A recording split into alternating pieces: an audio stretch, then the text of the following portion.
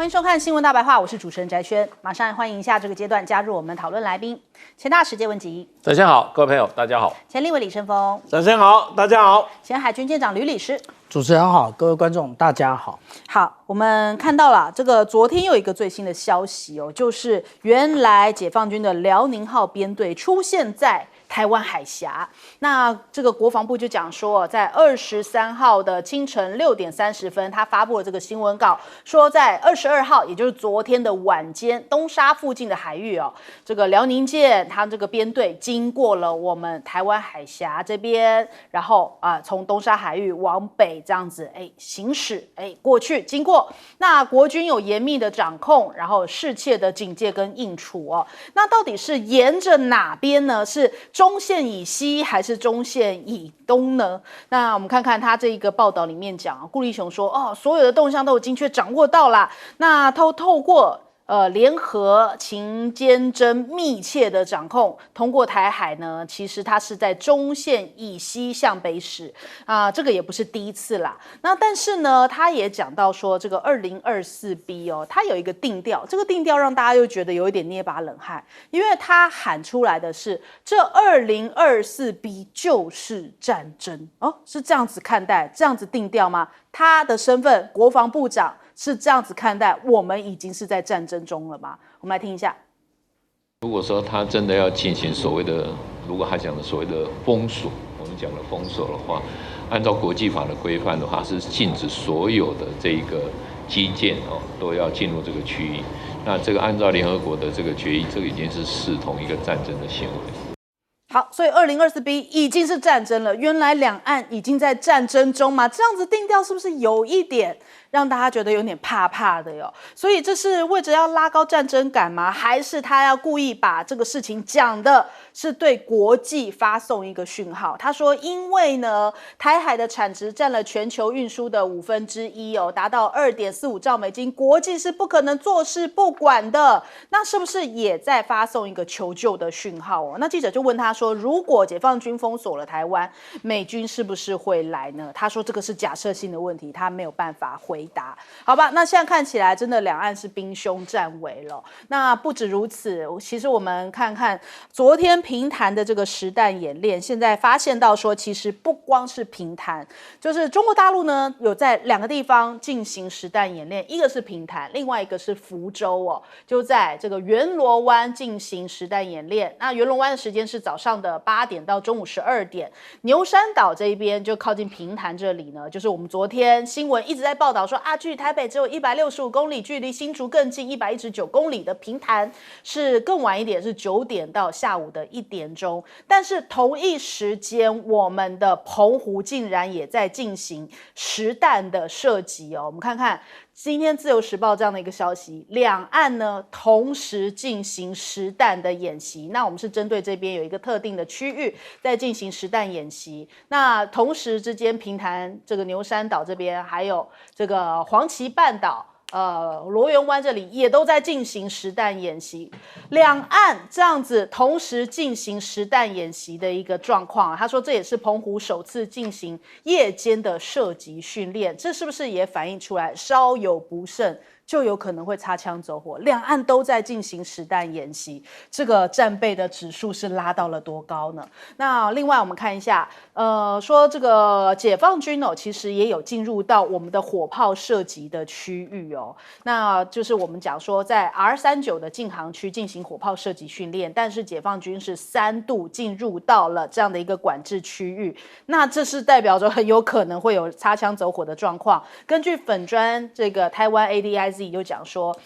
解放军呢，我们就跟他广播，希望能够驱离他，有3度跟他这样子的广播所以原来在我们没有知道这个第一手消息的情况之下，有这么危险兵凶战危的状况在昨天发生着呢。那另外呢，从今天开始，美日正在进行利剑25联合的演训哦，出动了4.5万名的兵力。那现在就是在这个日本周边的空域正在进行当中。他们说这是要展现出来不容许武力片面改变印太地区现状的强烈意志。那说是在暗指中国大陆近期哦，因为在这边的军事动作频频发生的行为。其实哦，如果你时间轴拉长来看，现在在我们的台湾周遭的军演哦，是一个接一个，不光是中国大陆的军演哦，中国大陆等于是在美国的任何联合军演的空档就是中国大陆军演，中国大陆军演完，美国又跟可能美国又跟日本又跟菲律宾又有另外的联合军演，就是在我们旁边好像几乎没有一日是不军演的状况。我们台湾现在已经这么的被战争战火围绕着，可是我们的国防部到底有没有给我们这些讯息？似乎是没有的，都只是告诉你说啊，这一个我们都有掌控当中哦。那现在连冲绳的居民都在反对这个军演哦，甚至还有一些居民呢，企图呢阻止自卫队的车辆从港口上岸，后来被这个军警架离。现在连日本很多的民众都很担心现在台海的状况。那你看，美国有一些动作，在菲律宾这边，他们留下来了他们所部署的之前演训的泰风，那说是留在这边的重型武器哦。另外 MK41 呢，根据美国战区的报道，他们说现在留在关岛的岸上已经安装了 MK41 垂直发射系统哦，也就是陆基这个宙斯盾已经在这个地方已经安装好了，这代表着他们也是在做一个回应，可能对于中国大陆这一阵子火箭军甚至是东风的动作，他们也有所回应了。首先我们来问一下盛峰哥怎么看这么多的信息啊，那我们用几个字来把它包装一下。第一个呢，叫做马后炮就是说利剑 B 演习已经结束了，已经结束几天了，那我们开始由国安单位出来说东道西这不是马后炮是什么？那马后炮放也放得好一点放的呢2个内容，第一个是例行，任何军舰、基建通过台湾海峡，我们当然都会关注嘛。这个不关注，那才失职。那我们缴税金，他们是在吃什么，是吧？所以这个是没什么好车要的，这个是必然的。但是我要讲的是混淆，就是这一个顾立雄的这一段是非常严重的混淆的认知作战。就主持人讲出来的，利剑 B 的演习视为战争，可是这里面它有几个前提，它就是要让你去讲这个呢是战争，然后呢后面那一句话是安慰了什么东西，所以国际是不会重视不管的，他是要来图示这一点。可是他这里讲得明白他是有前提的，就是我不公布，但是呢我同时就直接封锁了，我不公布我就直接封锁，这个才会构成所谓的国际法的问题。讲国际法，平常心讲，大陆的人才的深度跟广度跟精度可能比台湾强很多，所以讲这个呢，它的重点就是希望造成一个混淆，说你看很可恶，是在制造战争，然后国际都会制裁，没有这一回事，因为它有太多的前提是不存在的。那再过来呢，就是吹牛什么意思呢？说我们把它驱离了，这个我们小舰长最喜欢讲的。就是广播驱离那这叫驱离，这个不叫驱离是讲完了以后人家走了，你的任务也结束了。但是呢，我们就喜欢用这样子来吹牛。第4个是我们要注意，就是在平潭岛的火炮，请不要忘记，今天中国大陆的火炮可以达到300公里的距离，也就是说，从大陆的沿岸可以把台湾全覆盖在这里面。火炮的最大特点就是所有的这个黄弹黄导的这些措施都不能达成的，所以这个才是我们要注意的。我们要注意的是，应该是这个火炮里面对准了哪一个方向去进行演习，然后是用什么样的火炮，它的距离有多少，这个距离台湾会不会被全覆盖，甚至会不会有比300公里还更远的火炮，连我们的东部后山都在涵盖在这里面，这个才是我们要注意的。因为它导弹不用来嘛，以前他讲说挥弹对准台湾，现在显然不用挥弹了，现在只要火炮就可以证明全覆盖，而且火炮的发射数量、跟速度、跟密度啊，那比这一个导弹呢又强很多。那这个才是我们要注意的。但是该注意的他没有告诉你，然后该吹牛的他告诉你机理，然后给你进行混淆，给你一个安慰剂，说什么事？说这个呢国际会干预啊，不会的。那最后一个呢，就是美日的这个演习，我们也不必要夸大来看，因为它是每年例行的演习，它不是针对性，它每年都有进行。今年呢是加了一点人数上增加了，然后呢，美日的这些讲法也不是新鲜，长久以来就是这样讲，他们要维护亚太地区的安全，这个不要怎么样子呢？改变现状。可是我也要请问一件事情。为什么我们亚太地区的安全是你美国来这里吹牛的？吹完了牛之后，然后再告诉你我在关岛增加了陆基的导弹，神盾级的导弹。那我在菲律宾呢也增加了导弹，这个是来促进亚太地区的和平，不改变现状。那一样的道理，那我到加勒比海去设几个飞弹基地，不晓得美国有什么样的看法。所以从这里，从马后炮开始，那重点。把这个突出的目的是给台湾一个安慰剂，说台湾你不用怕，美日是挺我们的，不会啦，他是演给你看而已，你当作真，那你就垮了。好，来请教谢老师。顾立雄他说，这个如果说是进行封锁的话，照联合国的这个规定，国际法的规定啊，那么就是战争行为嘛。那事实上，这一次联合利剑 2024B。中国大陆的军方，这个他的新闻稿写得清楚啊，是对台湾的要港要域进行封锁啊，事实上已经在封锁了，对啊，所以顾立雄讲没错啊，所以他才会讲说这已经是战争了嘛。那他上次在立法院有这个在野党委员质询他说，如果有战争的话，你的儿子会不会回来当兵？他说到时候看情况哈，再看他们的实际状况，看他们怎么看。那现在实际状况已经战争了，请问一下，你儿子会不会来当兵啊？对不对？你都说已经战争了，还有呢，你也问一下那个赖清德，他2个儿子都在美国啊，台湾已经发生战争了，他们还在那边在美国干嘛？每天吃牛排过舒服日子啊，对不对？这个战争都已经，这个国防部长说有战争啊。那到底他们怎么回应呢？那我们才讲的那个林飞帆到底要不要当兵啊？要不要投笔从戎啊？那执政党要不要为民表率啊？对，我们这个你要台湾人民来一起来抵抗，那你们这些主政的这个掌权的人，你都不看到你的家人参与，而且都已经躲到外面了，你怎么要我们台湾人民来抵抗呢？这个古今中外没有这种事情的啊。对，所以我觉得我们这个国防部长啊，这个讲话的话，他既然这么讲的这么斩钉截铁的话，那就要实际行动啊，展现你们保卫台湾的决心啊。那我们这个作为人民的，我们才有所表率啊，我们才知道你是有决心要防卫台湾的，要不然你老是叫我们的高中生去签那个协议，对不对？对，把我们的高中生都拉进来了，你们自己的儿子呢？我们别的不要讲，就你顾立雄，你儿子呢也在美国啊。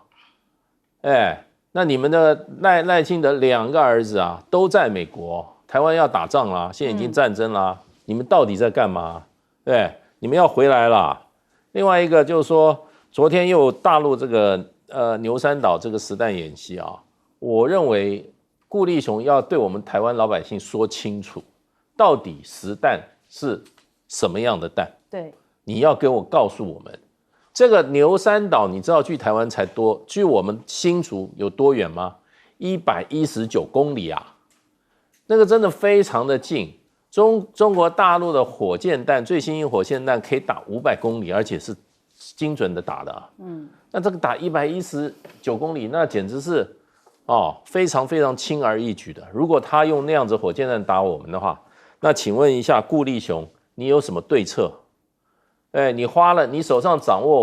我们台湾这个纳税人6000亿的这个纳税金，6000亿台币的纳税金啊！你不要每天像新闻局长一样在那边报新闻嘛，你要告诉我你的对策是什么？对，你的这个你掌握的实际的状况要告诉我们台湾老百姓啊。你讲了大陆的这一次联合利剑这个2024B，这个156架次的7架次的飞机是有史以来最多的11小时也最多的一次。那很多都进入到我们的应变区。什么叫应变区？你都不讲。对，结果你们跟这个 Financial Times 这些外国媒体，你倒讲了很多。你说有36个这个中国大陆的船舰，有25艘都进入到我们24海里的水域。哇，那你为什么不跟我们台湾老百姓讲，去跟外国人讲呢？所以我觉得你们要讲实话啊。不过你今天顾立雄讲的大实话，说这就是战争，那你们做了什么？对，你不要知道动员我们的高中生啊，你先把你自己的家人先动员起来吧。还有民进党这些坐领高薪，然后呢拿着党证到处什么骗吃骗喝的，你们这些青年党员展现一下你们爱台湾的决心吧。顾立雄出来呼吁一下吧。还有黑熊部队也不知道在哪。如果现在视同战争的话，我们已经进入到备战状态了吗？我们来问舰长。国防部长顾立雄说国际不可能坐视不管。我想请教一下，那个5月23号的联合利剑 2024A 谁管？那前一段时间联合利剑 2024B 谁管了？当然，这些黑熊或者是很多都会说那个美国跟加拿大的军舰有通过台湾海峡，对，结束1个礼拜以后才来，这个叫做有管那更不要讲说，在2022年的时候，你喊雷根号，雷根号有回来吗？没有。这一次大家在想说，罗斯福号航空母舰应该要回来了吧？也没有，一路向东走，一去不回头那至于说牛山岛的部分顾立雄一定不会讲的啦，因为他自己也搞不清楚。不过小舰长跟大家报告也就是说，其实它的这个位置我们看这条白色的线叫做领海基线，领海基线往外推12海里都是领海。那我们来看看它的超演区的最外围，距离它的领海基线多少？6.15的海里，意思也就是在它自己的领海里面，进行火炮试射，我都不晓得这到底招谁惹谁了。那大家觉得这个很近但是大家有看过牛山岛长什么样吗？小舰长也没去过不过现在 Google 很方便嘛，我们大家看牛山岛也不过就是这么样一个丁点大的一个小岛，它上面有一个灯塔，那个还有那个其他都是一个非常贫瘠的小岛。有人说那个灯塔很重要你确定你在台湾看得到那个牛山岛的灯塔吗？看不到的嘛，你连海峡中线都看不到，不要再自己秀下限了。那另外他们这一种对于沿海的小岛进行这样的军演，是很特殊一件事吗？并不特殊为什么？因为其实没有人愿意对这个解放军到底在做什么样的军演仔细的研究。可是小舰长有，我们来看这个2020年跟2021年他都有做，你看这都是在小岛这边，这是什么浪冈山或者是鱼山列岛或者一江山这边，他通通都在这边做军演。为什么？他其实他的每一次的范围都很小，他其实最主要的在2020年他是武装海岛，然后巩固他近岸的空防。可是到了2021年，他就已经反低空破防，嚇阻抵近侦察。所以之后我们看得到解放军跟美军的军机一直在那边挤来挤去，就是因为解放军寸土已经不让了。所以我们对于这些事情要有一个正确的认知至于说他们讲到说，讲到这个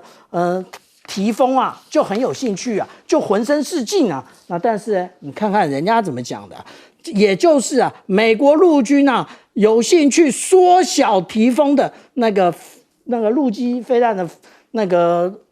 它的大小。为什么？因为现在太大了，要部署要进行兵力投射很困难所以不要自欺欺人，你就是只摆了一个单位在菲律宾，然后只是恶心大陆而已，但是实际上没有什么效果。好，我们先休息一下，广告之后马上回来。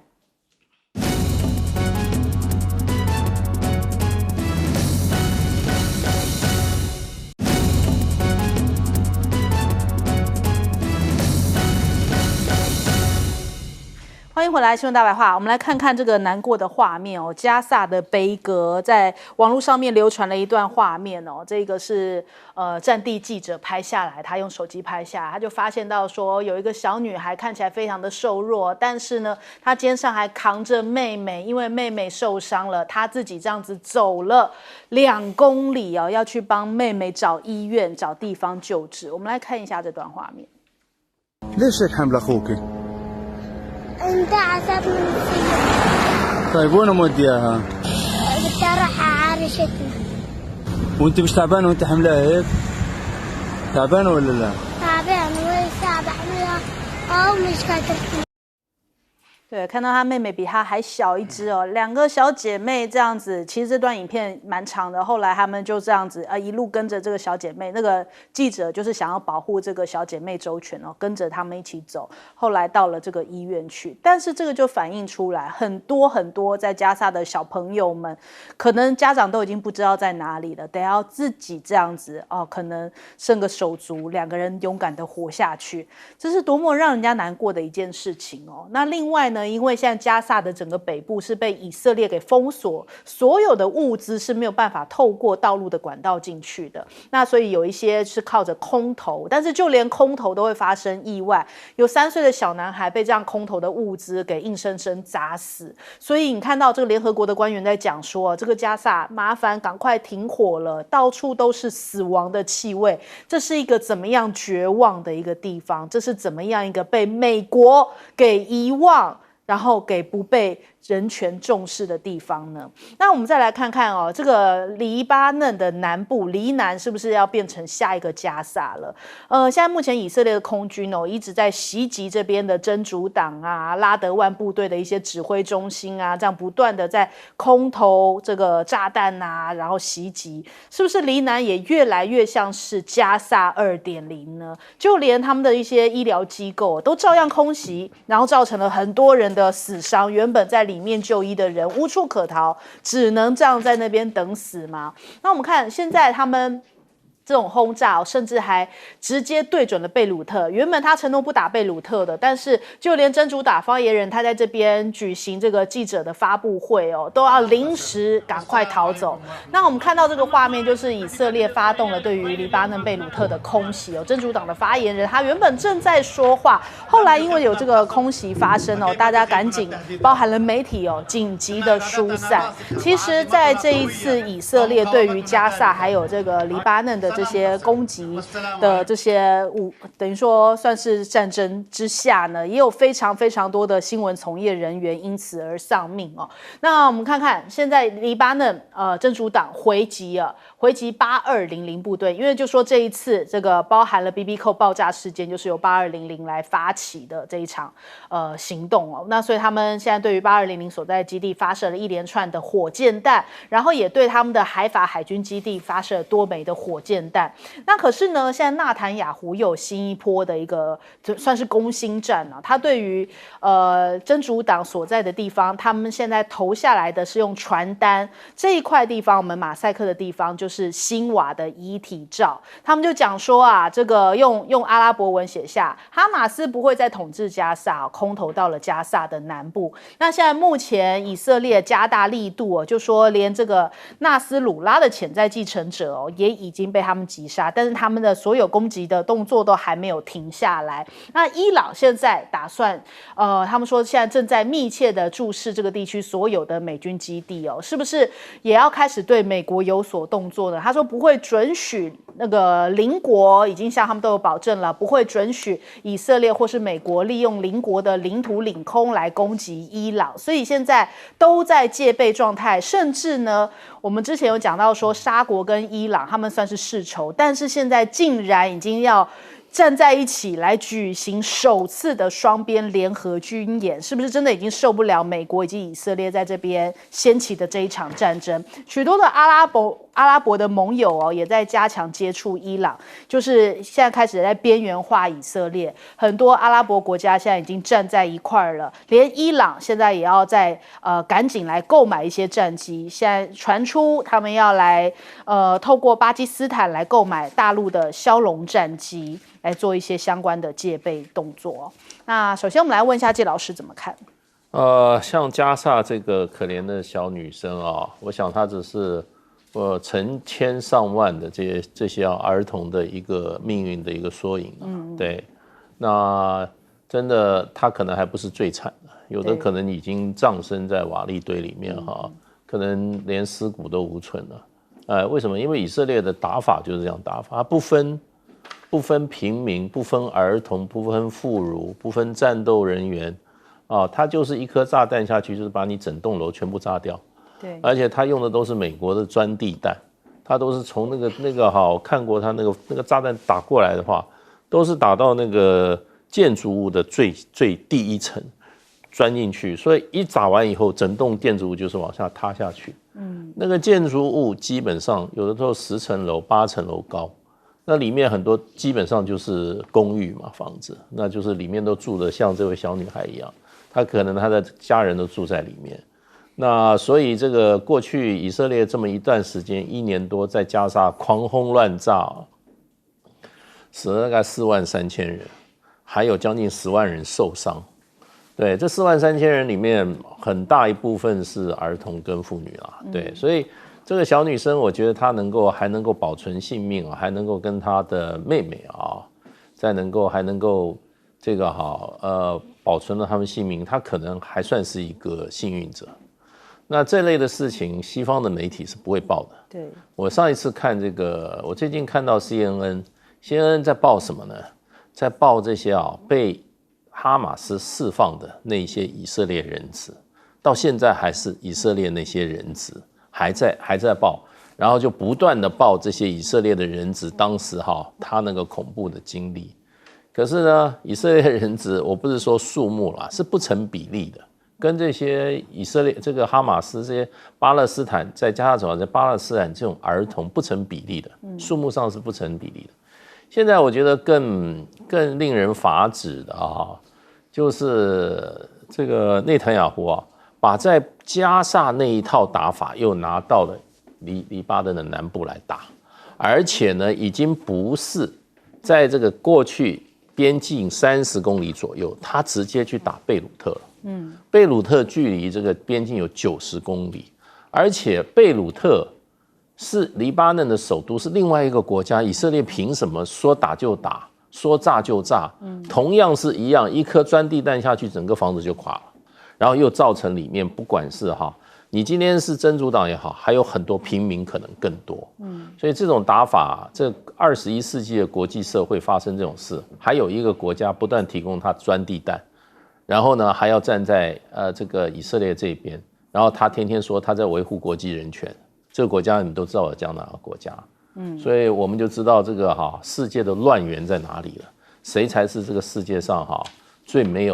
最不遵守国际法的国家。好，来请教申峰哥。面对西方不断的造谣，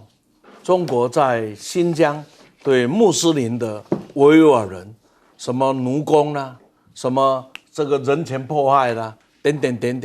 这一些的造谣已经好几年了，至今证明就是一个造谣，但现在他们仍然乐此不疲，以此来彰显自己对穆斯林对人权的维护。但很讽刺的，所有的穆斯林国家没有人去声援或者回应西方的这个造谣，但是我们面对活生生的穆斯林的加沙也好，真主党也好，如此的被屠杀，而整个的西方的社会是不说话的。面对谣言，他们很认真的在传播；面对这种活生生的对于人命的残害，对于人生存尊严彻底的毁坏，西方是不讲话的，因为对于造谣维吾尔人是有利于西方。对于以色列去屠杀这一些穆斯林的这个加沙巴勒斯坦人也罢，真主党人也罢，是符合美国的利益，符合犹太的利益，符合以色列的利益。那假如这个世界是如此的话，我们还有什么资格天天挂在嘴上讲普世价值，听了都讲恶心。其次我们来看看，就是整个的中东里面两个影响中东最重要的大国，几十年来是对立的。这个对立的原因有历史的因素，也有强国在那里鼓动骚扰的因素。中国的努力让这两个世仇的波斯人跟阿拉伯人、逊尼派跟什叶派握手言和。这个握手言和大家都在看，是真的假的？是做面子的，做形象的。但是今天以色列疯狂的做法，美国没有标准、没有价值的双标的做法，就让这两个世仇不只是握手言和啊，现在是决定用行动来表示他们的态度。那只是可惜，在中东这样的一些国家里面，即使他们两个联手了，也只能表达一个态度，仍然对抗不了美国这一种不仁不义的做法。好，来请教舰长。今年的7月31号，以色列斩首了这个哈马斯的领导人哈尼亚。当时就说过，哈尼亚已经是一个最温和的一个领导人，结果上来的新亚只会更强硬。果然没错，他很强硬，所以各种的谈判，当然以色列也不想谈判，所以现在我们看10月7号，这个辛瓦他一样也被斩首。那如果我们看刚刚那个两个小女孩的故事，我们就会知道，这个仇恨只会一代一代的传下去。他们一定记得当初怎么样扛着妹妹去就医的，爸爸妈妈在哪里不知道。所以我们这样讲啊，现在整个已经打成这样，从加萨走廊一直打到黎巴嫩南部，然后这样子的打。那我想请教一下啊，那个我们一直在谈到相关国际法，刚刚我们的国防部长也在谈国际法，这一个已经被国际刑事法院以这个战争罪通缉的纳坦雅胡，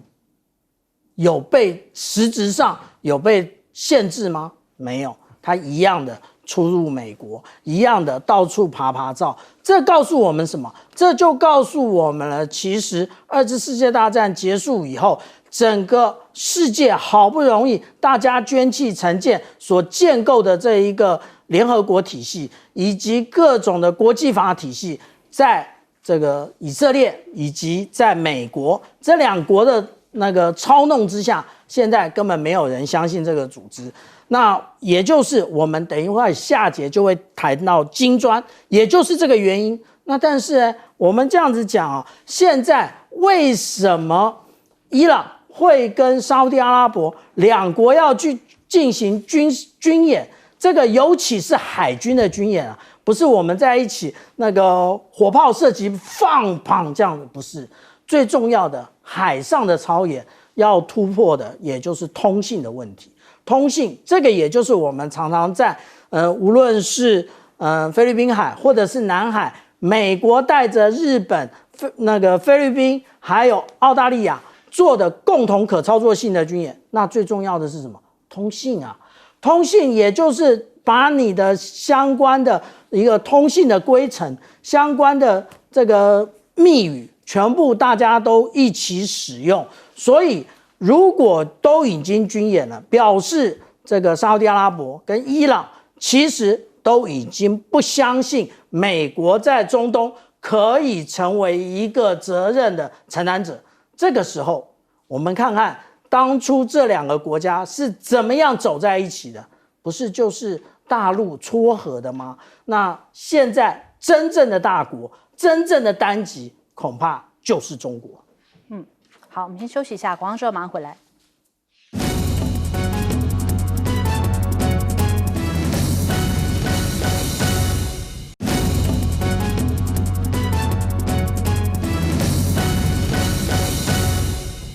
好，好，马上来关注一下这个金砖峰会哦。那当然，大家聚焦的是中国国家主席习近平跟这个普京的碰面哦。那习近平的专机呢，抵达了喀山出席金砖峰会。俄罗斯的军机哦，也是在旁边伴飞啊，表达出来对于中方的重视哦。那在喀山国际机场也看到礼宾在红毯的两侧列队致敬，甚至还有这个俄罗斯的女性青年，她们穿着民族服饰哦，用传统的礼节来表达对于这一个中国国家主席习近平的欢迎，甚至俄罗斯的民众也在排队这个夹道欢迎着。那除此之外呢，普京当然这次也是用一个非常高的规格，以朋友相称来跟习近平相见了。两人这次的相见呢，其实看到普京早早就已经站好了，要等这个习近平入场哦。那习近平也强调了，就说中俄现在已经探索出来相邻大国正确的相处之道，即便呢现在世界很乱，但是中俄世代的情深不会变，中俄的关系也在风雨兼程中这个砥砺前行。那目前金砖合作机制哦，也是这个他说是全球来说最重要的，包含新兴市场国家以及发展中国家团结合作的平台，也要实现世界多极化。普京也回应了，他说习近平是我亲爱的朋友，现在俄中关系是现代世界两国合作的典范哦，也会继续来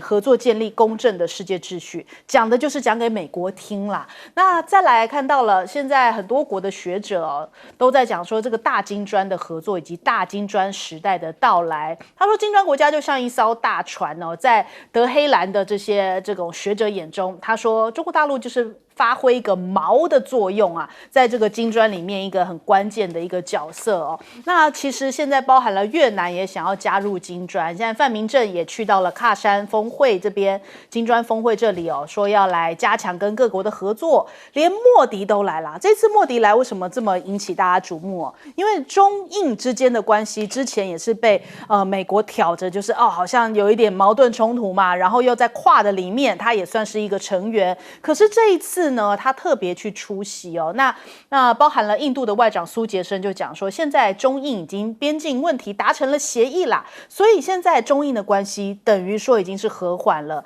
那我们看到这个印度的媒体的舆论哦，也是在讲说，希望这一次呢，莫迪去到金砖峰会哦，可以跟中方的领导人见面，而不是像去年一样场边这个简单的会晤，而是一个正式的双边合作。所以莫迪政府换句话说已经发现了，他们过去在安全问题上面跟中方一直这样子在边境冲突哦，其实对于他们印度经济发展的战略是产生了非常负面的影响。那你看看他们这个有一些媒体啊，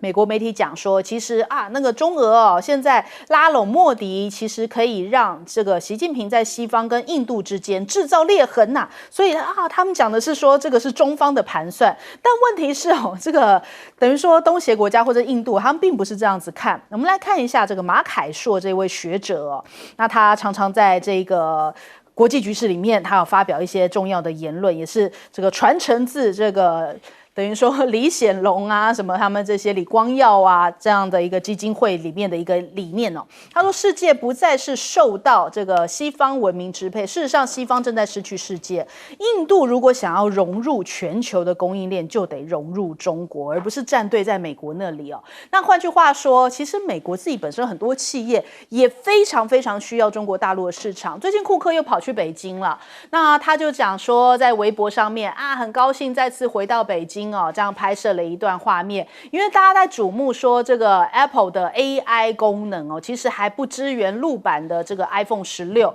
所以他也是很积极想要拓展中国大陆的市场。为什么在这个时间点呢？因为华为新手机快要上了，人家讲说这个时间点是不是赶快又来造势一波啊？因为马上要对决它的可能是 Mate 70那除此之外，你看像 Intel 跟波音都反映出来，美国的制造业昔日是在全球呼风唤雨但是这两家企业现在完全彻底的逆风，总市值下跌只剩下一半这不只是对于股东的考验，对于美国来说也是一个重大的经济灾难。那昨天还有一场这个记者会，大家在瞩目，就是华为正式宣告脱离了 Android 系统，他们的纯血鸿蒙的正式发布。我们来看看余承东他讲，他说我们用10年做了欧美30年的事。我们大家知道，长期以来这个操作系统主要是被美国所主导的啊。鸿蒙操作系统实现了全面突破，可以说我们在操作系统的研发这10年，走过了欧美同行30多年所走过的路，实现了操作系统的终端操作系统的自主可控。今天，鸿蒙生态迎来了历史性的突破。我们已经有15000多个鸿蒙原生应用和原服务上架了。好，首先我们来请教一下建老师。我想这次卡3会议，其实大家看的就是2强啦，就是俄罗斯跟中国。那么俄罗斯、中国的这个结盟联手的话，事实上是可以改变世界的这个政治的格局、经济的格局还有社会的格局。那么另外就这个金砖这个组织它本身它的代表性远高于 G7。G7 他们讲是西方，他们就是 West， 中间夹了一个想要做西方的日本对，因为日本从明治维新以来就已经脱亚了嘛，它是属于欧洲的嘛，所以基本上就是欧洲跟他们这个欧洲相关的国家一个组织，那个没有代表性我们今天这个地球上除了欧洲还有什么？还有亚洲，还有非洲，还有南美洲，还有大洋洲。你怎么用一个地域的一个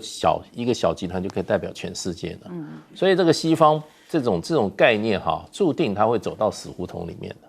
那现在这个金砖，你看亚洲对不对？欧洲这个中亚、中东、南美洲、非洲。都有所以它基本上它的代表性就不一样。你说谁是代表全球化？金砖比你的西方的 G7 要强多了，对不对？另外一个就文明的角度来看，我们讲这个地球上不是只有一个西方文明，这个地球上还有什么？还有中华文明，还有什么俄罗斯文明，还有印度文明，还有非洲文明，还有中南美洲的文明，还有这个东南亚的文明。那在这个 G7 这个西方所谓主导世界的这个 G7 这个体制，它有吗？它没有代表性，它这个地理的代表性也不够，文化的代表性也不够。可是很快的，就是因为他们这种代表性不够，看现在这个金砖组织就出来了，它就是真的可以有全球性的代表性那当然这一次这个除了这个金砖10国这个领袖之外啦，那么越南也派了他的总理去，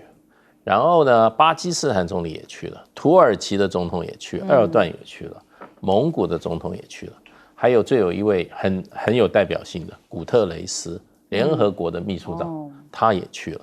所以从俄罗斯的角度上来看，这是俄罗斯在俄乌战争以后他的外交上的一大胜利。对，也就是西方用尽了全力要孤立俄罗斯。把普丁孤立，可是呢，这一个金砖会议，你就可以看出来，这个世界不是被西方被美国跟欧洲这些国家说怎么样宰制。对，所以我觉得这一次的金砖会议开的就特别的具有意义啦。我觉得就是说，不是西方国家的议员应该去支持这一次的会议，给这次会议更多的认可跟支持好，来请教顺峰哥。假如金砖会议里面的最后的声明，如同现在看到的草案里面会出现的最后一条第4条，那就很有意思了。他说只有联合国通过的制裁，我们才会支持这样的制裁。这就是对美国当头棒喝。所以要不要制裁都是美国说了算。现在金砖假如通过这样子的一个决议的话，那就很有意思。也就是说，以中国为首的这一个金砖，将带领了这一个 G7 以外的国家，重新走回到联合国作为国际整个只要秩序的规范的场地。这个呢，叫古特雷斯为什么要去？因为把联合国的地位重新又把它给擦亮了。第二个呢，就是从这一段里面我们可以看到的，印度只有一个选择：敌夫有夫。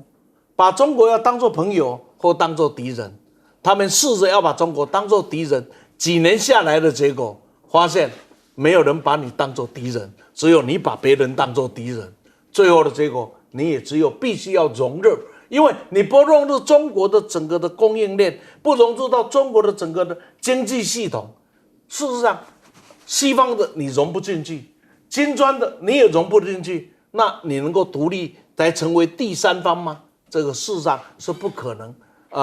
政治上可以吵一吵，身体是诚实的，就如同库克一样。库克今天为什么还要走中国？很简单，他的供应链不能没中国，因为他试过了，离开中国的结果还是要回中国。他的市场14亿有消费的人口是在哪里？是在中国，不是其他的地方。他眼睁睁的要拱手让给华为、让给 vivo、让给小米吗？他也不甘心，所以他也必须要回来，因为资本家对金钱是很诚实的。那最后呢，就是要来看一个华为的这一个以一己之力来对抗世界最大的强权，最后他的成功告诉我们一件很重要很重要的事情，那就是越压中国，中国是越崛起。理由从当年的钱学森要离开美国，所有的资料、所有的研究、所有的书都被扣留在美国的情况下，把钱学森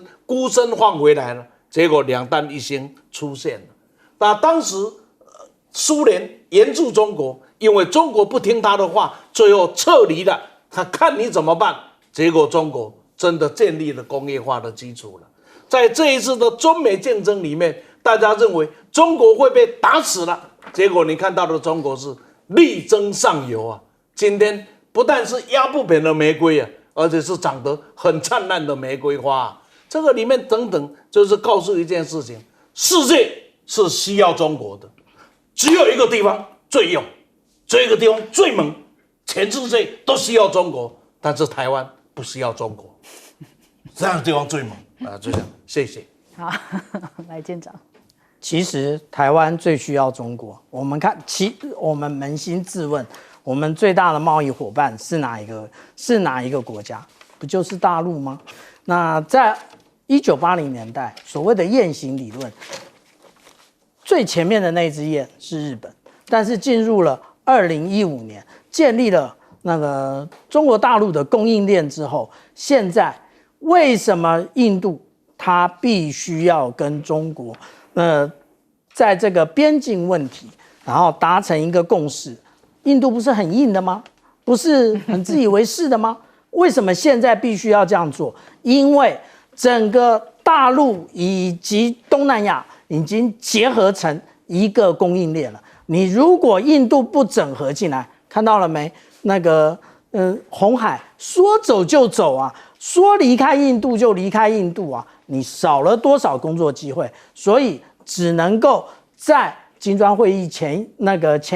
一天来宣布说，我们现在中印两国对于边界巡逻问题已经解决了。那更别说马凯硕他是怎么形容金砖的这些国家的？他说金砖是日出俱乐部，那 G7 呢是日落俱乐部。他这样讲有没有过头？我们看用数字来解释。1992年的时候 ，G7 它的 GDP 占了全世界的45.5%。那我们讲到的金砖这些国家占了16.7%。可是到了2023年的时候，那个